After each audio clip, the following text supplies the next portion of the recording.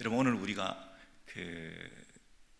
이스라엘의 왕들을 조금 이렇게 살펴보고 있는 가운데 있는데, 처음에는 초대왕 사울 왕에 대해서 살펴봤습니다. 부득이 하면 어쩔 수 없이 자기 편한 대로 하는 것이 왕이다. 왜냐하면 최고 권력을 가졌으니까. 그렇지 않습니까? 누가 뭐라고 하는 사람이 없습니다. 그래서 자기의 그 권력을 얼마나 절제할 수 있는가, 내가 왕이 아니다, 하나님이 왕이시다 하는 그런 부분에서 이게 이 절제력을 가지기가 어려운 자리가 왕이다, 제가 말씀드렸죠. 지금도 우리가 다 왕관을 쓰고 있는데, 그 왕관을 벗어 던지고 하나님 앞에서 자신의 부족을 인정하고 또 하나님의 그 은혜를 덧입으면서 사는 이런 훈련이 참 안 돼 있는 요즘 시대 아닌가 싶습니다. 사울은 계속 그렇게 살다가 실패를 했지만, 솔로몬은 조금 나을까 했는데 다윗처럼은 그렇게 하나님 앞에 겸손히 묻고 순종하며 살지 못했고, 아주 지혜가 출중했지만 굉장히 정치적으로 경제적으로 부강한 나라였지만 말년에 결국 하나님 앞에 대적하는, 결과적으로 하나님을 대적한 모습이 됐죠. 이 대적한다는 말은 하나님 앞에 막 앞장서서 하나님을 욕하고 저주하고 이러는 게 아니라, 지금까지 살아왔던 그 삶의 순종과 섬김의 모습으로 일관되게 살지 못하고 돌아서는 것, 이게 결국은 하나님을 대적하는 것이죠. 그래서 이 솔로몬의 그 말년은 비참했습니다. 그래서 이제 나라가 둘로 나눠지게 되어서 이제 여로보암이라는 왕이 북이스라엘에 들어서게 되는데, 여로보암도 여러분 어떤 결과를 초래했습니까? 자기가 임의로 할 수 있는 왕이다. 처음에 우리 아담이 임의로 하나님께서 허락하신 많은 자유를 가졌던 것처럼 임의로 우리가 할 수 있는 일이 많았지만 결국 제멋대로 인생을 살다가 망한 그런 비참한 왕이 되었습니다. 그래서 이스라엘 역사에 여로보암처럼 좀 하지 마라, 이렇게 하는 정도인데, 오늘은 한술 더 떠서 어떻게 됩니까? 오므리 왕조, 아합 왕, 이런 얘기가 쭉 나오는데, 금방 장로님 읽어주신 그 본문에 의하면 25절에 오므리가 여호와 보시기에 이전의 모든 사람보다 더욱 악하게 행했다, 이런 구절이 25절에 있는데, 30절에 보면 그 오므리의 아들 아합이 그 전에 모든 사람보다 더 악했다, 이렇게 얘기하잖아요. 아버지를 이어서 더 악한 왕이 그 아들 아합이었다, 이렇게 얘기를 하고요. 우리가 지금까지 쭉 살펴보았던 여로보암의 죄 31절에 보시면 느밧의 아들 여로보암의 죄를 따라 행하는 것을 오히려 가볍게 여기고 그랬습니다.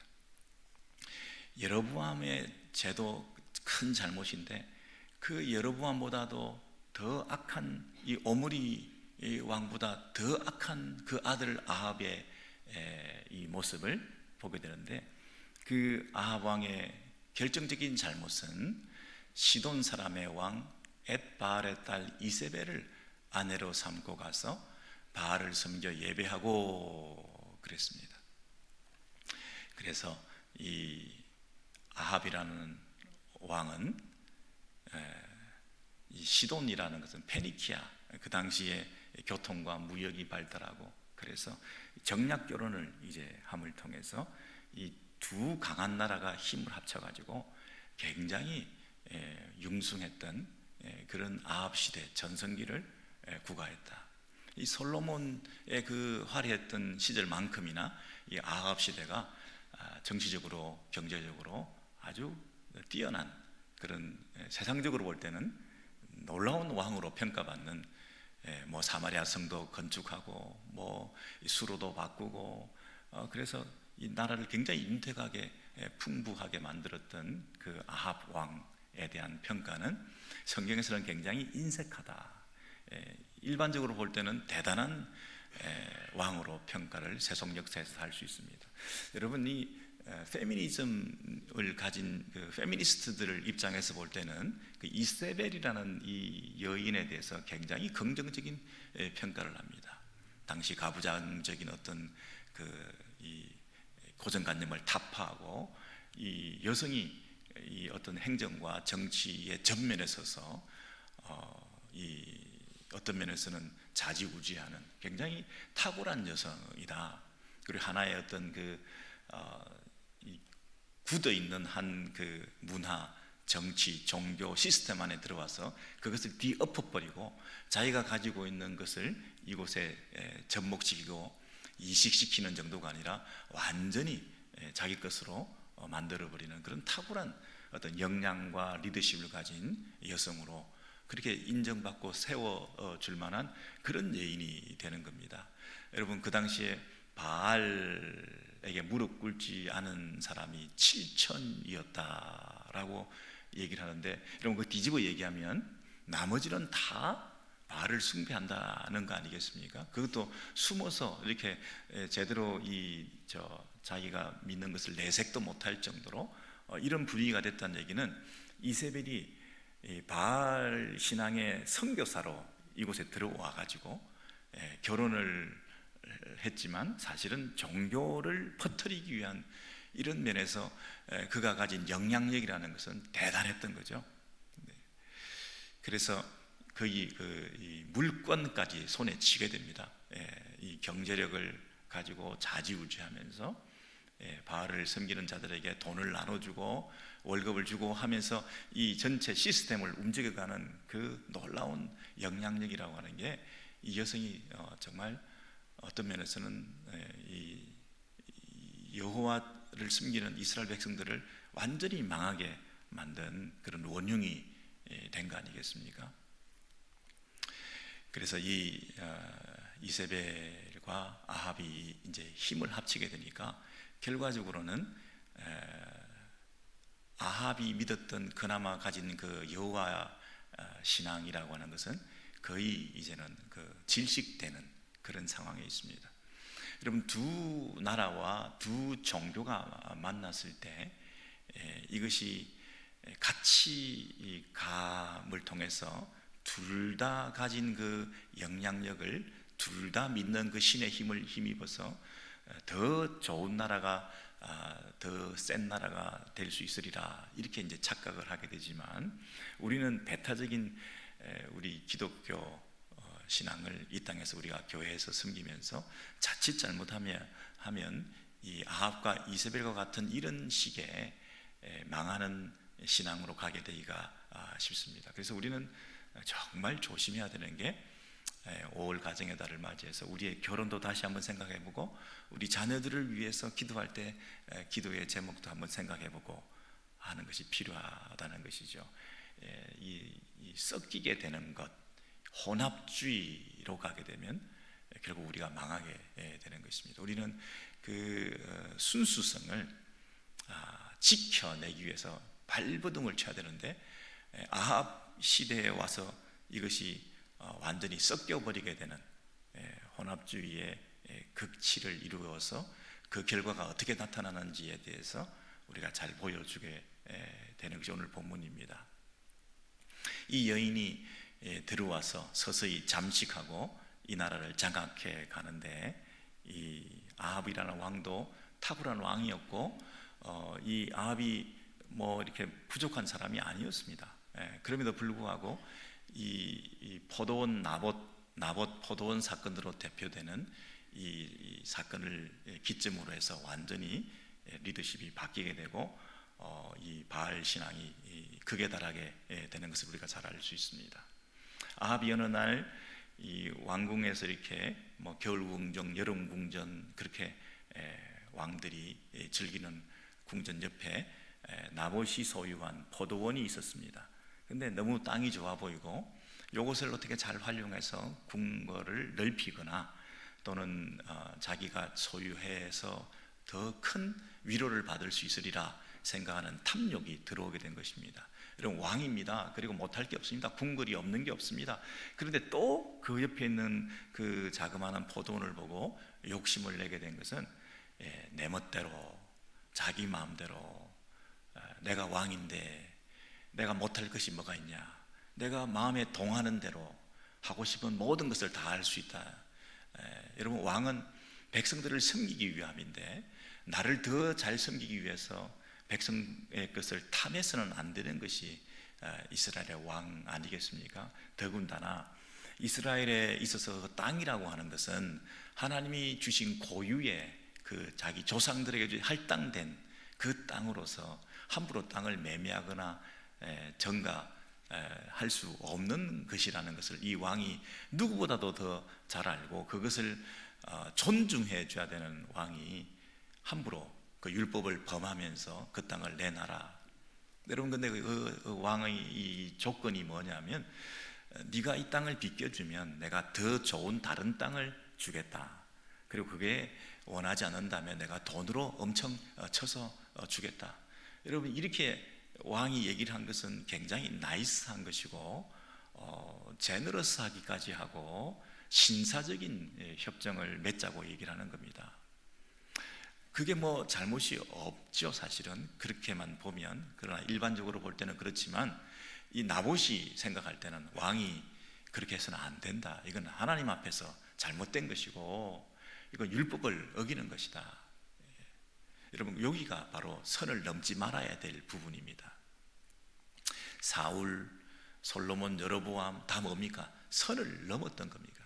이런저런 핑계를 대고 부득이하기 때문에 요것까지만 하면 괜찮겠다 하는 차원에서 늘 그 선을 넘는 영역에서 이 아합은 그 선에 대한 인식도 지금 없는 겁니다. 부끄러움도 없는 것입니다. 일말의 양심의 가책도 없는 것입니다. 이건 당연하다, 이건 내가 왕이기 때문에. 점점 더 악화되어 가는 이 이스라엘 왕들의 하나님에 대한 신전의식과 그 하나님 앞에서 지켜야 될 그 선을 끝까지 지키지 않으려고 하는 이런 희미한 윤리의식들이 결국에는 이런 정략 결혼을 통해서 이 나라를 완전히 바알 숭배의 나라로 망하게 되는 그 꼴을 당하게 된 것입니다.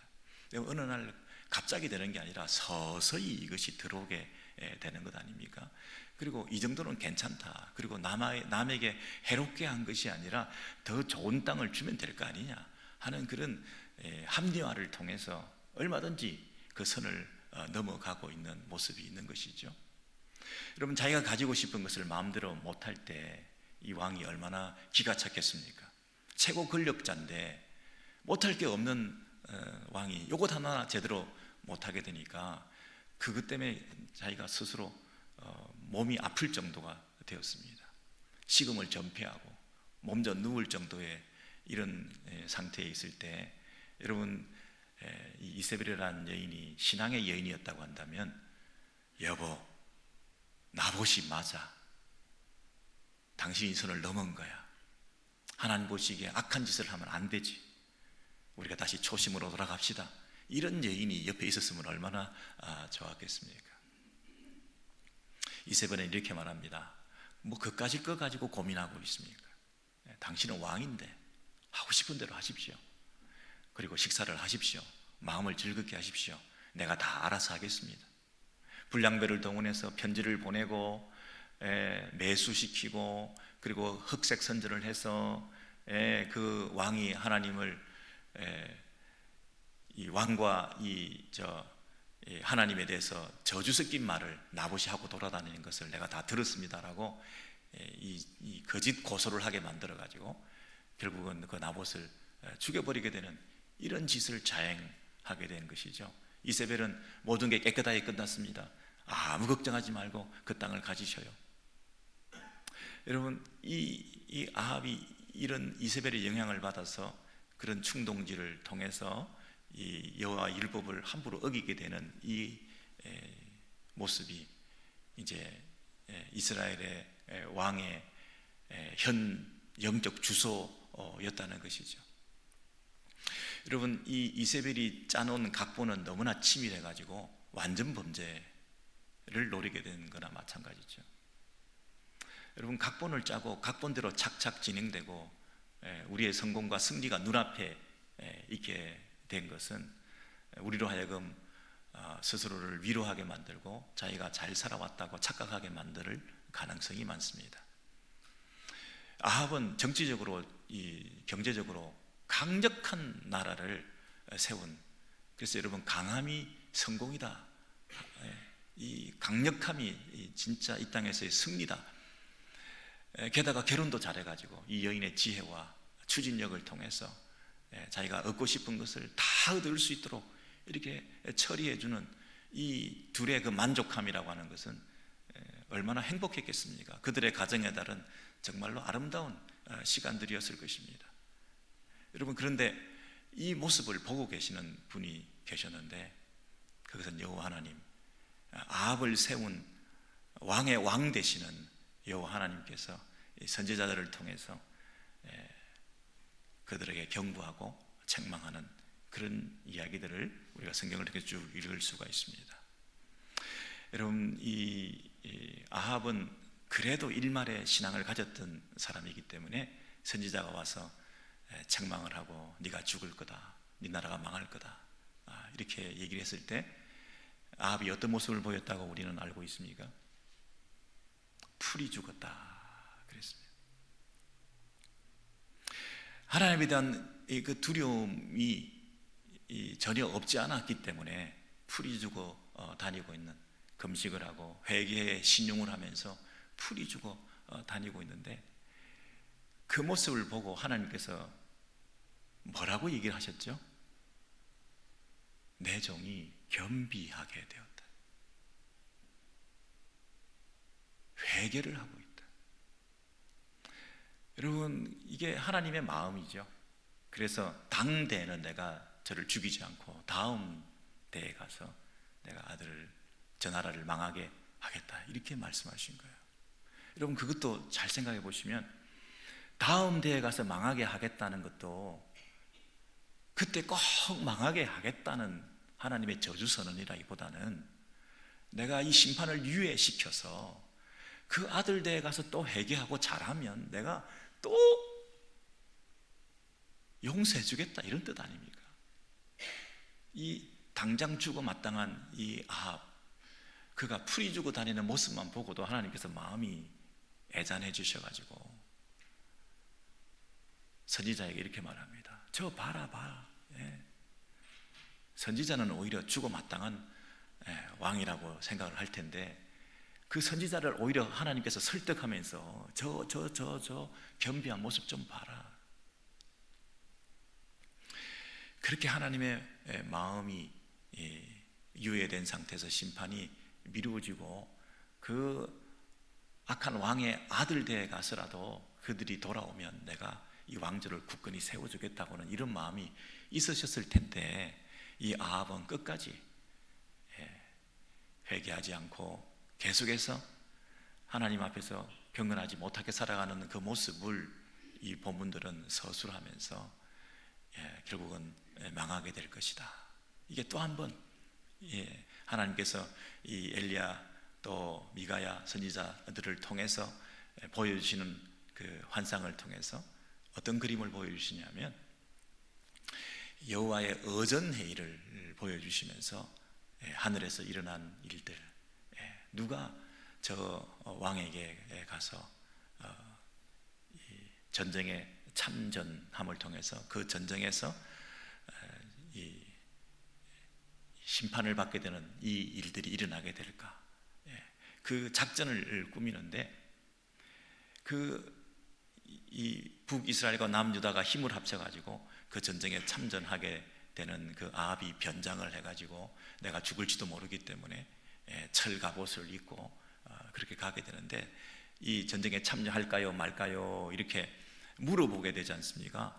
근데 그 선지자들이 다 참전해야 된다고, 가서 승리할 수 있다고 이렇게 말하게 하는 얘기를 듣고 이 아합은 그 전쟁에 참전하기로 용기를 얻어서 가게 되는 거지 않습니까? 만약에 이 선지자들이 가지 마십시오. 이렇게 선지자들이 계속 말을 했으면 그 전쟁에 참전하지 않았을 텐데 계속 전쟁에 참전하십시오. 400명이나 막 난리를 치면서 막 전쟁에 참여하라고 이렇게 하는 그런 분위기. 하나님 앞에서 자기 멋대로 살아가는 이 왕들의 특징은 뭐죠? 자기한테 좋은 말을 해주는 선지자들을 선호하고 자기가 하고 싶은 그 일을 하라고 하는 자기 마음에 드는 말을 하는 데까지 말을 해주는 사람을 찾아다니면서 그 말을 계속 듣고 싶어 하는 게 이 왕의 특징 아니겠어요? 그래서 그 말들을 계속 들으면서 그 전쟁에 참전하기로 하는데, 사실은 그 하늘 위에서 무슨 회의를 하고 계셨냐면 어떻게 하면 그 선지자들을 깨어서 그 선지자들이 거짓의 영에 속아서 계속해서 그 전쟁에 참전하라라고 말해주는 그 일을 누가 하러 가겠냐 하고 위에서 소위 파송되어서 밑에 내려와서 거짓의 영을 그 입에 넣어줘서 선지자들이 거짓의 말을 하게끔 만들어주는 일들을 누군가가 하게끔 한 그런 일들이 있었다는 거죠. 그래서 그 전쟁에 참전하게끔 되었는데 이 적들이 쏘아 올린 화살에 맞는데 그 화살이 여러분 어디에 꽂혔다 그랬습니까? 이 갑옷의 솔기에 꽂혔다. 이 이염새 부분에 콱 들어갔다. 여러분 전쟁에 참전한 용사들이 총을 쏘고 여러분 화살을 쏘을 때 정조준해서 쏘겠습니까?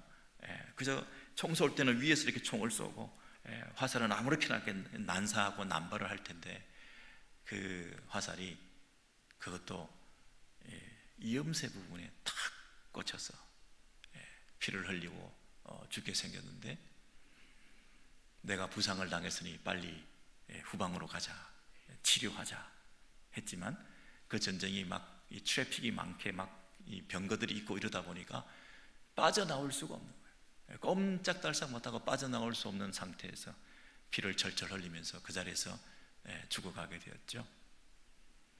여러분, 누가 더 각본을 잘 세운 것 같습니까? 우연을 가장한 필연적인 심판을 통해서 이 사람이 이제 결국은 죽게 되는데요. 나중에 어떻게 됩니까, 여러분?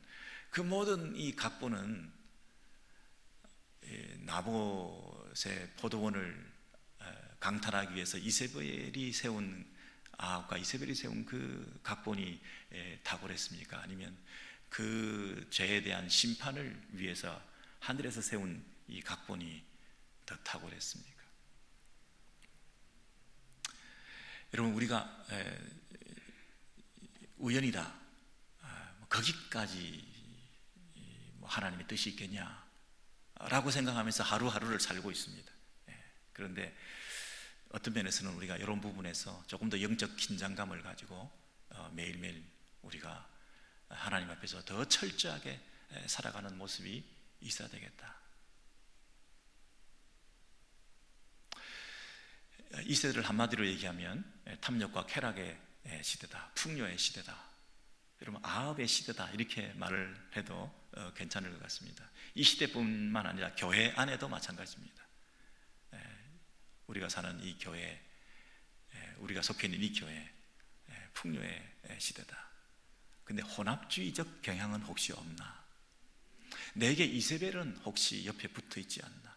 결정적인 순간에 나에게 영적으로 긴장을 회복할 수 있도록 나를 영적 각성으로 이끌 수 있는 배우자인가? 아니면 이 둘이 합해서 더 나쁜 짓을 하고 더 큰 악을 행하는, 그리고 괜찮다, 먹고 즐기자, 식사를 하세요, 일어나세요, 마음을 즐겁게 하세요. 여러분, 이런 영적 수준에 머물러 있는 우리들의 모습은 아닐까요? 최고 권력자 부부가 다름 아닌 여러분들의 가정이 아닐까요? 여러분 남편과 아내가 최고 권력자 부부로 살고 있지 않습니까? 그까짓 거, 교회에 사는 거, 하나님 나라 어쩌고, 그냥 우리가 행복하면 돼, 우리가 잘 살면 돼, 우리끼리 이 행복을 추구하고 적당한 선에서 교회에 출석하고 하나님 앞에서 적당히 이렇게 하는 거지, 뭐 그렇게 철저히 우리가 충분히 가지고 누리고 있는데, 야, 나봇의 그 포도원 괜찮더라, 본즉 마음에 탐욕이 들어서 저걸 어떻게 한번 가져볼 수 있는 방법이 없겠냐. 크고 작은 것에 대해서 우리의 마음이 뺏겨 있는 이런 상태 아닐까요? 여러분, 참 희한하게도 우리는 그 역사에 대해서, 역사를 통해서 아무것도 배우지 못하는 것이 인간의 그 우매함이라고 제가 누차 말씀드리는데, 한국의 그 최고 권력자, 소위 대통령들의 그 모습을 보면 어떻게 저럴 수 있을까? 왜 똑같은 실수를 반복할까? 그것도 최고 권력자 부부가 하는 짓들이 왜 저럴까? 여러분, 그런 생각하지 않나요? 이 권력 실세의 아내들의 처신에 따라서 이 나라 전체가 좌지우지 되고 요동을 하고, 이 제대로 나라가 발전하지 못하고 외교적으로 다른 나라 앞에서도 부끄럽고, 이런 일들이 계속 반복되는 일들이 왜 그럴까요? 우리가 최근에 봤던 거, 뭐 5공화국이나 뭐 자유당 시절이나 뭐 그 이전까지 넘어갈 것도 없이, 우리는 세상 역사는 잘 모르고 다른 나라는 모르니까 그냥 우리가 아는 한국만 보더라도 왜 그럴까요? 이 영부인이라는 말은 그 남의 부인을 높여주는 말이기 때문에 꼭 대통령 부인이 아니라 하더라도 영부인이라는 말을 쓸 수가 있긴 합니다. 그런데 한국에서는 대통령의 그 배우자에게 전용으로 쓰는 말들이 됐기 때문에 함부로 이 영부인 이런 말을 이제는 안 쓰는 시대가 되었죠. 권위주의 시대가 청산되고 그랬으니까. 그래서 옛날에 어떤 이해 창이라는 그 분이 이제 당내 경선에서 대통령 후보가 되었을 때 그 아첨하는 분들이 그 아내를 향해서 영부인이라고 불렀다가 굉장히 그 빈축을 산 그런 일들이 있습니다. 아주 예민합니다, 여러분, 이런 부분들이. 그래서 이제는 C라는 호칭을 쓰기도 합니다.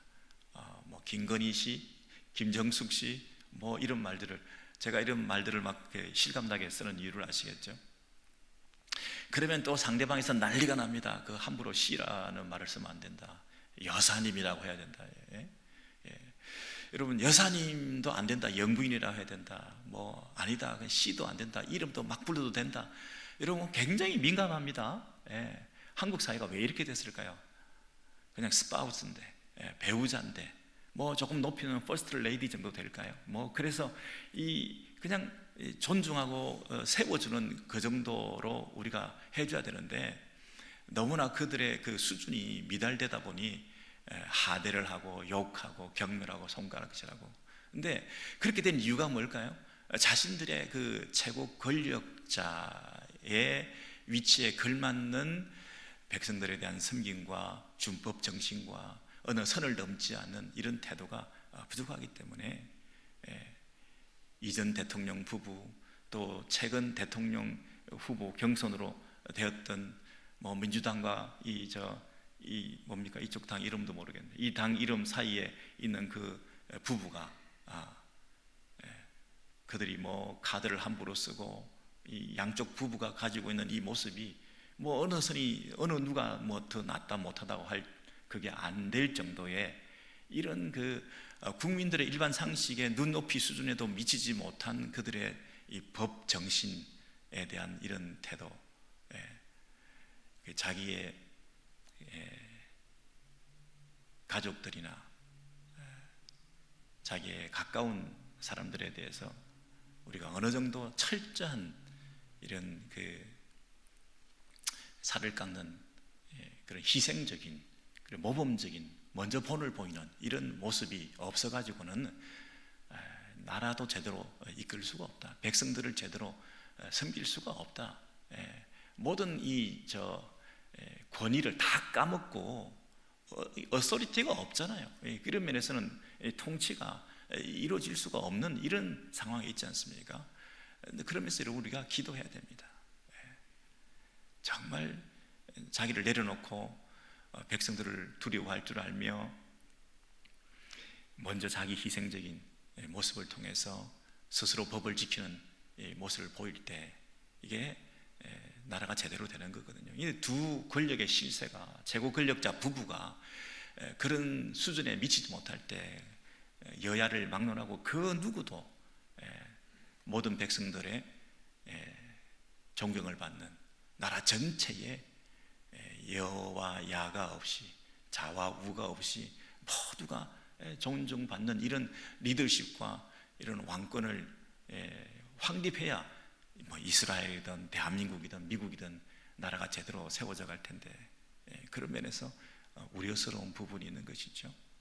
여러분, 아합과 이세벨이 정치적으로 경제적으로 성공한 왕으로 기억될 수 있을지 모르지만, 오늘 성경에 가면 평가가 인색한 정도가 아니라 아주 실망스럽고 실패한 왕으로, 그리고 왕비로 이렇게 보이고 있습니다.